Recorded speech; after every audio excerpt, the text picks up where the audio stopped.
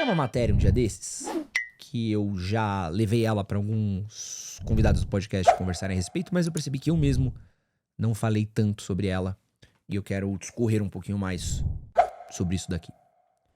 Então, vamos falar um pouco sobre como o ChatGPT pode estar corroendo as habilidades do pensamento crítico, de acordo com um novo estudo do MIT.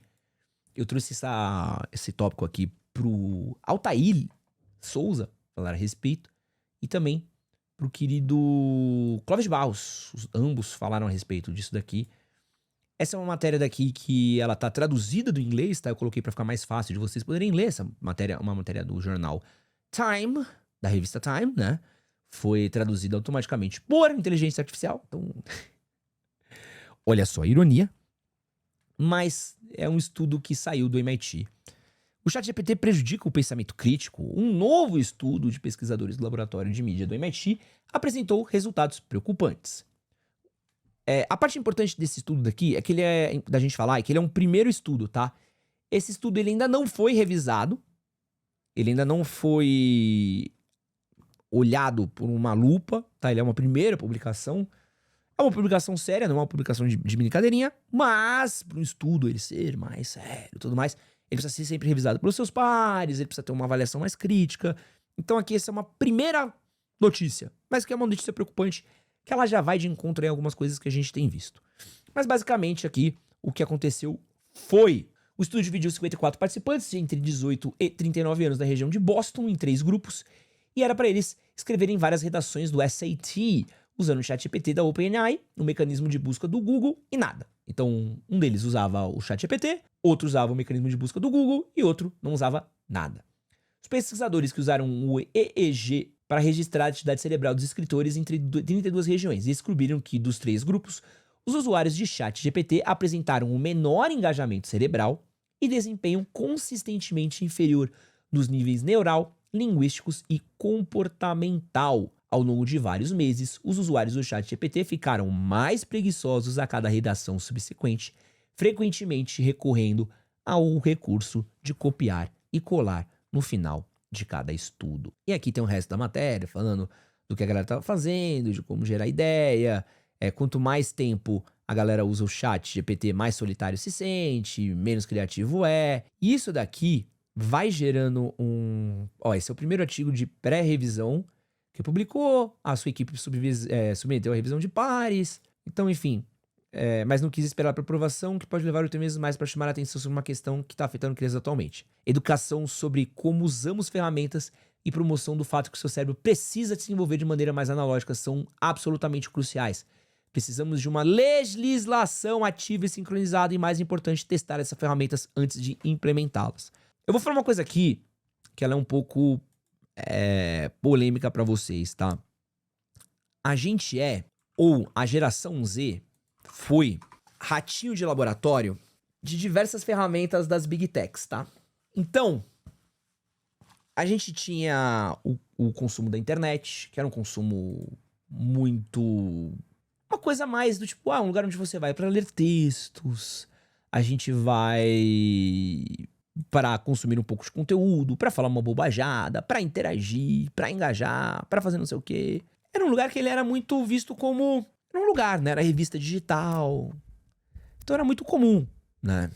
Começou a surgir o Google, as pessoas começaram a entender a utilidade da ferramenta internet. E eu falo isso porque eu vi a internet, o florescer da internet. E tudo na internet era um ambiente um pouco mais controlado e medido. Quando a internet era um lugar pro qual a gente ia, né? Existia um deslocamento intelectual até a internet, né? Você precisava parar para ligar um computador, precisava um lugar onde você ligava um desktop, ligava um notebook, tinha um processo. Quando as redes sociais surgiram, quando os smartphones surgiram e quando a gente foi da internet lugar para a internet etérea, a geração que está crescendo com isso virou um grande rato de laboratório pra gente entender de tudo que não devemos fazer. E vou falar uma coisa pra vocês. Do mesmo jeito em que a gente olha pra trás e vê o Flintstones fumando um cigarro, né? Vê os cowboys fumando cigarro em filme, dando cigarro pra criança, galera fumando, né? Como se fosse uma coisa normal, tal. Nós iremos olhar pra trás, pra essa geração que cresceu almoçando com tablet, que cresceu mexendo com o celular, que o bebezinho com o celular na mão, a gente vai olhar e falar assim, caralho, né? Rapaziada errou forte lá atrás. Porque a galera jogou com a vida das crianças, né? As Big Techs não trouxeram nenhuma responsabilidade em cima disso. Jogaram as ferramentas, a gente absorveu as ferramentas, jogou pros nossos filhos. E agora a gente vai começar a colher. Agora não, né? Ainda vai demorar um pouco, mas vai vir. Não se preocupa que tá vindo. Já tá vindo, mas vai vir mais.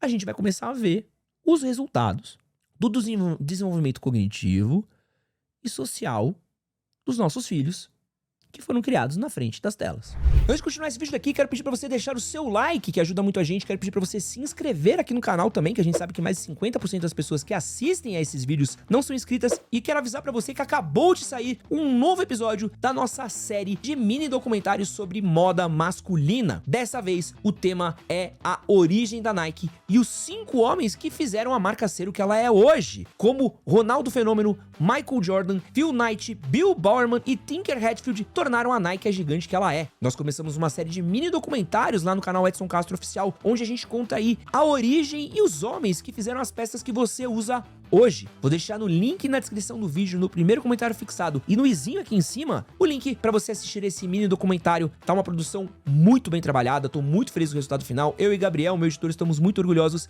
e quero recomendar pra vocês, então assista, compartilhe com seus amigos e comente pra mim o que você achou. De volta pro vídeo. Tanto que, agora, passado, sei lá, essa década que a gente teve das redes sociais, né, dos anos 10 até agora, o fim da pandemia, você já vê educadores muito mais preocupados com celulares, com telas, com tudo, olhando e falando, opa, não. Porque a galera começou a estudar, começou a ver os efeitos, falou assim, não dá. Mas e aquelas crianças que cresceram? Aquelas já foram pro saco. Mas as próximas já bem. Então você já começa a ver pais preocupados com tempos de tela, com consumo de conteúdo, qual conteúdo consome, com rede social. Óbvio, pais conscientes, né? Não um pai que faz o filho e joga no mundo aí e vai embora. E por que eu estou falando isso? Porque os nossos pais reclamavam, eu lembro os meus professores reclamavam da cor, é a geração Ctrl-C, Ctrl-V. Isso era até matéria de uma revista, né? Acho que foi uma capa da Veja, né? Fala Ctrl-C, Ctrl-V, mas mesmo Ctrl-C, Ctrl-V, tu ainda precisava dar uma mexidinha, uma lidinha, uma pegada, tudo mais. Pô, o ChatGPT é louco. O ChatGPT, amigo, vamos ver aqui o que o ChatGPT consegue fazer. ChatGPT. Escreva uma lição de vida para um jovem entre 20 e 30 anos, fingindo que você é o Edson Castro, ex-apresentador do Manual do Homem Moderno. Aqui vai uma lição de vida no estilo de Edson Castro, com um papo mais sincero, com aquele tom que mistura vivência e tapa na cara com um pouco de empatia. Ele sabe o meu tom! Como que ele sabe o meu tom? Aqui, ó. Seguinte, irmão, se você tá entre 20 e 30 anos, eu vou te contar uma coisa que talvez ninguém tinha dito. Ninguém sabe o que tá fazendo direito nessa fase. Nem você, nem seus amigos, nem seus chefes. A diferença é que alguns aprenderam a fingir melhor. Você vai se sentir perdido às vezes, vai achar que tá atrasado, que escolheu errado, que todo mundo já sabe onde quer chegar e você ainda tá tropeçando no seu próprio passo. Mas deixa eu te falar, isso é normal. A real é que esses anos são pra você errar, quebrar a cara, levar, aprender. Não tenta viver uma vida que não é a sua só pra agradar no Instagram, porque te disseram que aos 30 anos tem que estar estabilizado. Você não precisa ter apartamento, carro, noivado, salário, 6 dígitos pra ser alguém. O que precisa é se conhecer, saber o que gosta, não acredita, não aceita mais. Sabe o que é mais importante de tudo isso? Caráter. Tem gente que vai te passar a perna, tem empresa que vai sugar a sua energia, e relacionamento que vai fazer esquecer quem você é. Fica atento, aprenda a dizer não, aprenda a escolher quem é você. No final das contas, a vida não é sobre acertar sempre, é sobre a coragem de continuar mesmo quando tudo dá errado. Sobre construir algo que tem a ver contigo, não com os outros. Então vai com calma, trabalha duro, cuida de quem tá do teu lado, respeita a tua saúde mental e não esqueça, aproveita o caminho. Porque os 20 e poucos anos passam voando e quando você piscar, já tá ensinando daqui pro outro moleque mais novo. Tamo junto. Edson Castro, versão Iaco Alma de quem já tomou alguns tomos e aprendeu com ele. Essa parada daqui, óbvio, falta, acho que não tá 100% no meu tom, tem pouco palavrão, mas ele tá criando um texto que tenta emular muito bem o texto, a minha vibe. Só que pra eu fazer o conteúdo que a gente fez aqui, pô, por mais que você possa me odiar, me detestar, me criticar, falar mal de mim, tirar um barato, é eugenética, é o Blue Pill, eu não sei o que lá. Cara, eu tive muito estudo. Eu conversei com muita gente, que muitas pessoas gostariam de conversar.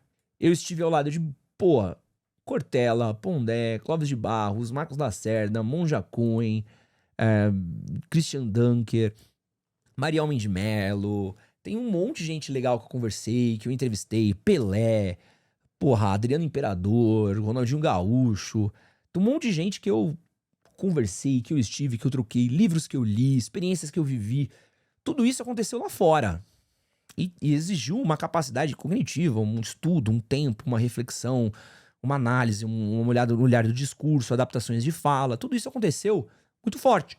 Só que quando o cara, ele joga no chat GPT pra fazer aquilo, ele corta uma série de conexões que ele teria e ele deixa de aprender.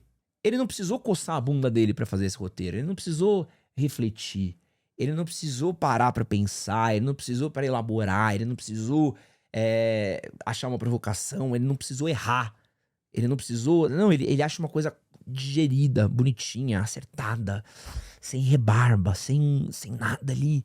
E quando ele joga isso ali, ele tira dele mesmo um aprendizado que ele é importante. Ele tira todo um conhecimento, uma bagagem dele que é importante pra cognição dele.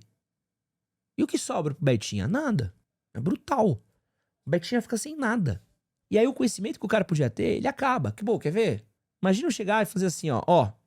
Preciso separar perguntas para fazer para o Marcos Lacerda em um podcast. Eu vou entrevistar o Marcos Lacerda nessa quarta-feira. Se referindo ao Marcos Lacerda, médico pesquisador, conhecido por saúde pública, não, o Marcos Lacerda, não. Então, não, peraí. Para, chat. Não. O psicólogo é com o psicólogo Marcos Lacerda do canal Nós da Questão. Olha isso. Tá, perfeito. Sabendo que o psicólogo do canal Nós da Questões, da questão de pontos de vista por blocos temáticos. Isso daqui é fácil. Ó, pronto, pum. Ó, ele já jogou aqui 1, 2, 3, 4, 5, 6, 7, 8, 9, 10, 11, 12, 13, 14, 15, 16, 17, 18. Jogou um monte de pergunta. Fácil. Fácil aqui, ó. O cara que é preguiçoso, ele copia isso daqui, joga no roteiro e ele vai embora. E acabou. Agora eu vou falar um pouquinho do processo que eu tive para as 2 entrevistas que eu fiz com o Clóvis de Barros. Que eu acho que a minha primeira entrevista foi muito boa. A minha segunda entrevista eu acho que foi uma nota 6. Acho que ela foi legal, mas podia ter sido melhor. Mas eu fiquei muito, muito satisfeito Fiquei satisfeito com o resultado final, mas eu poderia ter sido melhor. Cara, eu estudei pra caralho. Eu fui ver podcast do Clóvis. Eu fui ler. Pensei no que falar. Pensei no que era relevante a ser falado nos dias de hoje. Quais temas estavam quentes e que tinham a ver com o Clóvis de Barros. Quais temas tinham a ver com o Clóvis de Barros? Eu pensei, qual é o tema que eu poderia fazer e acessar com o Clóvis e falar, e tocar, e encostar, e tratar, e como trazer ele para papos que eu acho que é importante, e como trazer reflexões, e como basear as perguntas, como trazer embasamento para as perguntas, ou como sentar com ele e mostrar, porque assim, uma parada que existe numa entrevista que as pessoas não sabem, e as pessoas às vezes não sabem lidar com isso, é que às vezes quando você tá conversando com alguém, existe uma troca ali. E se a pessoa olha pra você e te acha um idiota, a troca dela vai ser uma. E se a pessoa tá com você e ela vê que você tem fundamento, ela traz embasamento, tá conversando com ela, tá tentando elevar o tom da conversa, tá trazendo uma base maior, a pessoa ela te trata com outro tipo de respeito, com outro tipo de educação. É que eu não gosto de falar muito de bastidor, mas eu tive uma troca muito gostosa com o Clóvis. Como é, amigo? Calma lá também. Mas eu tive uma conversa muito gostosa com o Clóvis, assim, um cara muito educado, muito elogioso, eu saí muito feliz, assim, do feedback que o Clóvis deu no nosso podcast, depois da gravação dele. Que mostra que, o estudo que eu tive foi foda. Foi foda, mereceu. Foram 2, 3 semanas de estresse. Eu tava no Rio de Janeiro na entrevista, eu tava no evento do Superman, pesquisando, lendo PDF de coisa de filosofia, vendo entrevista dele, lendo livro. Mas tem gente que vai pegar e fazer isso aqui, ó, pum. Vai funcionar? Vai. Por quê? Porque o nível do mochileiro é baixíssimo. O nível do mochileiro é baixíssimo, né? O nível do mochileiro, ele é medíocre, né? E é por isso que hoje, cara, e a gente tá tendo isso, e cada vez mais as pessoas estão terceirizando para as ferramentas, para a rede social definir qual que é a sua linha de pensamento. Ah, eu só apenas reproduzo o que o meu político de estimação fala. Eu só reproduzo o que meu influenciador fala. Ah, eu só reproduzo isso. Ah, eu uso as respostas do ChatGPT. Ah, eu só pego as respostas do Google. Ah, eu não tenho pesquisa nenhuma. Eu pego só o que tá na primeira página do Google. Não existe aprofundamento de ideias. Não existe uma reflexão de ideias. E é por isso que você olha... Pô, às vezes você faz um pensamento um pouco mais complexo. As pessoas travam. Tu responde... Faz uma frase condicional pra uma pessoa. A coisa é A.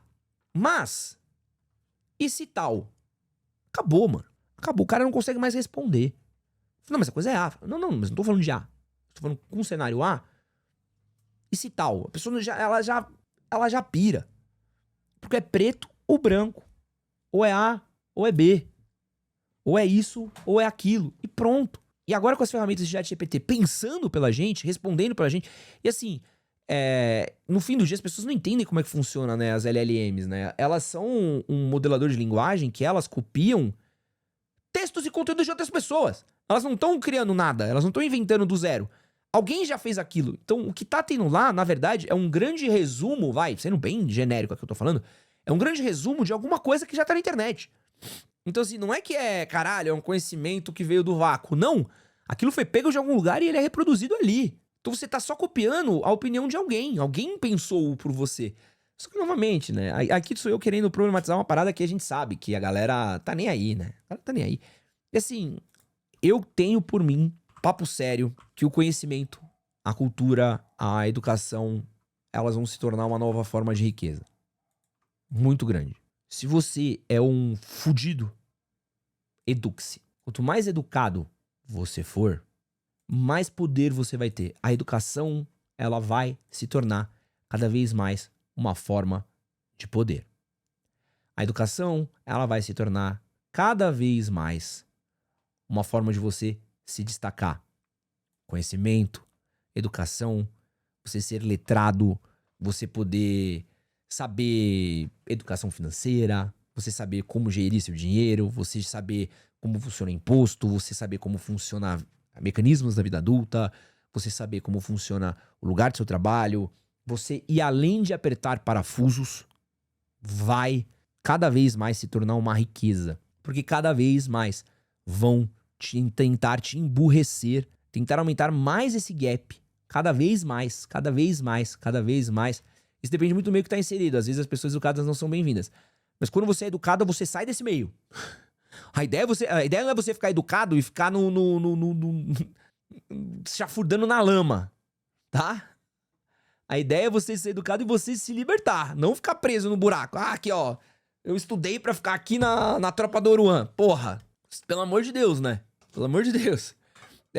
Então, assim, busque educação. Principalmente você que é pobre. Cara, é muito difícil, porque a gente às vezes vai precisar vender um almoço pra pagar a janta, eu entendo. Mas existem números hoje que são muito preocupantes de homens que largam a escola pra trabalhar, que largam a faculdade. Os homens estão cada vez mais abandonando o ensino superior, eles estão abandonando o ensino médio. A gente tem uma dificuldade de retenção muito grande masculina, porque o cara larga pra ajudar a própria família. Mas, cara, a educação, ela é sempre o caminho. Você pode achar que não, você pode falar, mas ninguém estuda. Isso é uma mentira que os coaches te inventaram. Essa é uma mentira que foi muito contada. Os filhos dos ricos, todos estão estudando, todos estão em Sorbonne, todos estão em Harvard, todos estão no MIT, todos estão em Oxford, fazendo MBA, ou na INSPER, ou na GV, ou fazendo cursos, ou lendo sobre artes, ou lendo sobre literatura, ou aprendendo sobre as coisas, sabe? Óbvio, tem lá um ou outro rico do agro que fica só ouvindo Leandro e Leonardo tal, fazendo merda? Tem, mas toda essa galera aí está sendo educada, está aprendendo a falar inglês, está aprendendo a fazer coisas. Então, assim, é importante, forte de você entender que... e começou, você tá insinuando que quem gosta de Oruan não teve educação? Não, pô. Do Oruan. O Oruan divulgando o Tigrinho, ele quer muito que você seja bem educado, né? O Oruan vendendo tigrinho, ele é o Paulo Freire do tempo moderno. Desculpa, Erika Hilton. Vai lá abraçar o Oruan lá. O Oruan. O Oruan fazendo propaganda de tigrinho, ele quer o povo rico. Ele quer o povo esclarecido. O Oruan divulga tigrinho do jeito que ele divulga, porque tudo que ele quer é a riqueza cultural do nosso país. Nossa, né? É isso. Pô, que preconceito meu contra o Oruan, né? Que preconceito meu contra esse nobre filósofo, esse cara, esse pensador moderno que é o Oruan, tão preocupado com os seguidores dele, tão preocupado com a educação, com o caráter dele. Nossa, esse cara aí, pô, imagina, né? Eu aqui, é Caetano Veloso, Chico Buarque e Oruan, né? Porra, né? Putz, né? Esse professor, dono de uma cadeira na USP, que é o Oruan, né? Pô, imagina que eu subestimei aqui a filosofia, todo o intelecto do Oruan, desculpa, tá? Do Oruan. Né? Desculpa aí, o paladino da sapiência do Oruan, né? O nosso filósofo moderno, nosso Sócrates brasileiro aí. Pô, foi mal, perdão, tá? Eu peço desculpa aqui, né? Tá? Vou aqui, vamos lá, gente, aproveitem, vão lá no stories do Oruan, que segundo nosso amigo aqui é um grande pensador, que o Oruan tá divulgando um tigrinho ali pra vocês, porque ele tá preocupadaço com a qualidade de vida do brasileiro. Preocupadaço, assim. Nossa, deve estar com uma preocupação enorme com a qualidade de vida do brasileiro, a quantidade de tigrinho que ele divulga lá. Eduque-se. Eduque-se, de várias formas. O que fazer com o meu dinheiro, o que fazer com a minha carreira, onde e o que estudar e pra onde ir, planejamento familiar, saúde. Entenda a sua cidade, entenda o mínimo de política e tente entender um pouquinho além de botar a cabeça pra baixo e trabalhar. Eu sei que vai ser difícil, eu sei que vai ser complicado. Existem diversas vertentes, diversos caminhos. Talvez você vá pra esquerda, talvez você vá pra direita, talvez você vá pro caminho do meio, talvez você vá pra todos os lados. Mas estude, estude, estude.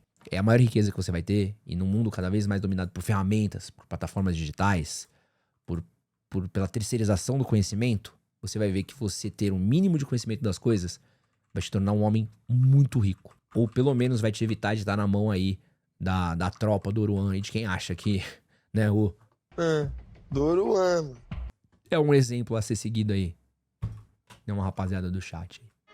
Isso que você acabou de assistir é um corte das lives que acontecem todas as terças e quintas às 10 da manhã e todos os domingos às 9 horas da noite no canal Edson Castro Oficial. Não esquece de curtir, compartilhar, se inscrever e assistir ao nosso novo documentário de moda masculina que eu deixei aqui do lado.